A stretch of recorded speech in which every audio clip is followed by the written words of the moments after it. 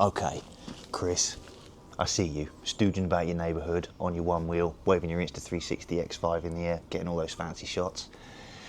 Inspired by that is what this one is all about. Let's go.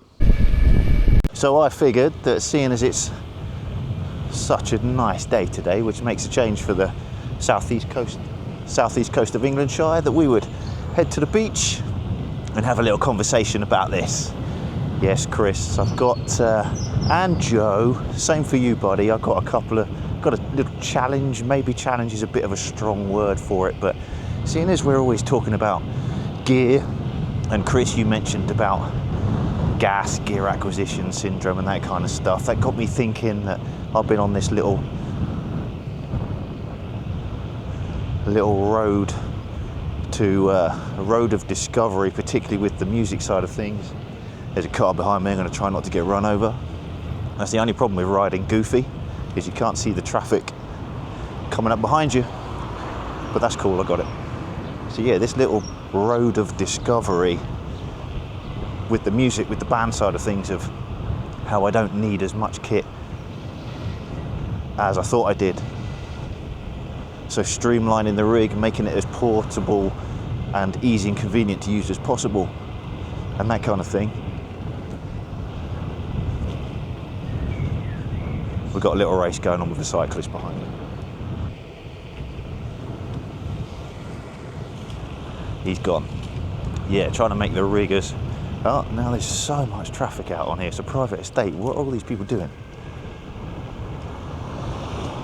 Do you pay your Do these people pay their residence fees? Do they know that can't just be stooging around somebody else's hood? Anyway, yeah, so streamlining the rig and making it as easy and convenient to use as possible and as portable as possible meant that I've sold a lot of stuff and I haven't bought anything new, which is exactly the point of this challenge. So, well, Chris, I've seen you stooging around, like I said, on your one wheel, waving your Insta360 X5 in the air, getting loads of crazy shots and stuff like that, and I wanted a one wheel for a little while.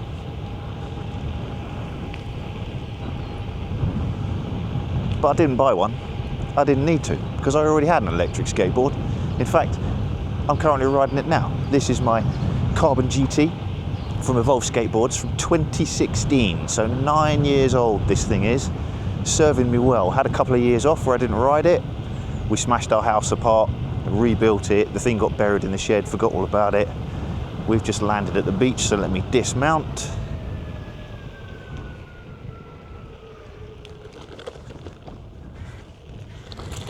See if it handles the stones, on the stones, up the grass. All right, onto the beach, here we go. It's so nice down here. When the weather's good, it's such a nice place to be. There's no one here either. The Grockles haven't arrived from out of town yet. That's going to change in a few hours, so it's Friday morning. Friday the 13th of June as well.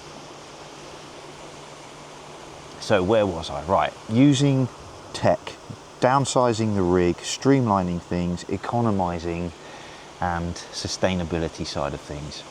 So this thing that I'm sitting on, my Carbon GT from Evolve Skateboards, 2016 this was. So I've dug this out and reused it. I was going to buy a one wheel, but I didn't, because I thought, no, I've already got what I need to be able to do what I want to do. And the same thing applies for the guitar world.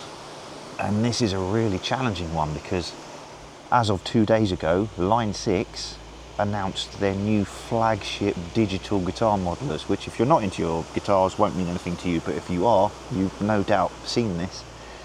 And they are very, very tempting. Very tempting. I am going to be patient. I mean, we could do a lot in the band using one of those by upgrading, but we don't need to upgrade, therefore I'm going to try to not upgrade. So that's the challenge for you, my friends. Dig out an old piece of kit that you've got. Let's come and pick you up. I need to show you this seat's looking really good. All right, there you are. We're down here by the quintessentially British beach huts.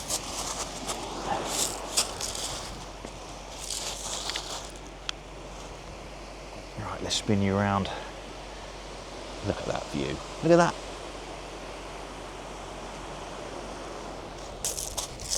Yeah, dig out an old piece of kit that you haven't used for a long time, that maybe you've forgotten you've had, and see what you can do with it. Can you make do with what you've got? Just the literal run what you brung. If you've ever been to a track day, you just turn up in some old banger of a car and you just run that because that's what you came with. You didn't worry about buying anything new. So that's the little challenge. Make a video using or about an old piece of tech, not some new latest fancy gizmo that you've had your eye on, that you've decided to buy and then sent back. So I'm doing something different on this today. We're shooting this on the Action 5 Pro, as I always do. This is, other than my phone, this is now the only camera I have because I sold the other ones. Don't need them, don't use them, didn't use them. Economizing, streamlining, that kind of stuff. Now, normally I wouldn't bother with this thing, but you'll notice, obviously it's very sunny and bright today. I've got sunglasses over my eyes to protect my eyes. These are like ND filters, right? So, which is exactly what I'm using here. I had some ND filters. I used them once. I was asked to make a review video of them, which I did, and I'll link that below. You can watch that. I was out on Fort Myers Beach in Florida, which is, I love that place. It's amazing out there. Met some really nice people, made some good friends while we were out there. We were out there for 3 weeks. It was a wicked trip. So yes, I made a review video on the filters. I was very clumsy with them. I was down the beach and dropped them in the sand quite a lot, and they've lasted very well. But I suddenly decided, or had this urge to, am I using them properly? Or am I not using them properly? But that's a video for another day. But I'm trying something different today. Today, a super bright sunny day, I have the ND32 on the camera. We are shooting 4K 24. Everything else is in auto. ND32, like I said, external microphone, the mic 2. Would you have known that if I hadn't told you? Let me know in the comments below. Would you have known that there was an ND filter on here if I hadn't told you that, other than maybe seeing the reflection of my sunglasses while I was skateboarding down to the beach? So are we getting any motion blur off of this thing? Is it working? Is it doing its trick? I've got the shutter speed is set to auto, so that's going to be playing a big part of it.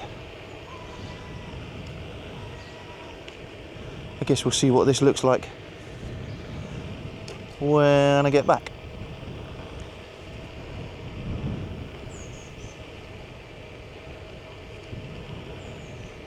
I'm half expecting to bump into my mother-in-law while I'm out here. I'll introduce you to her if I do.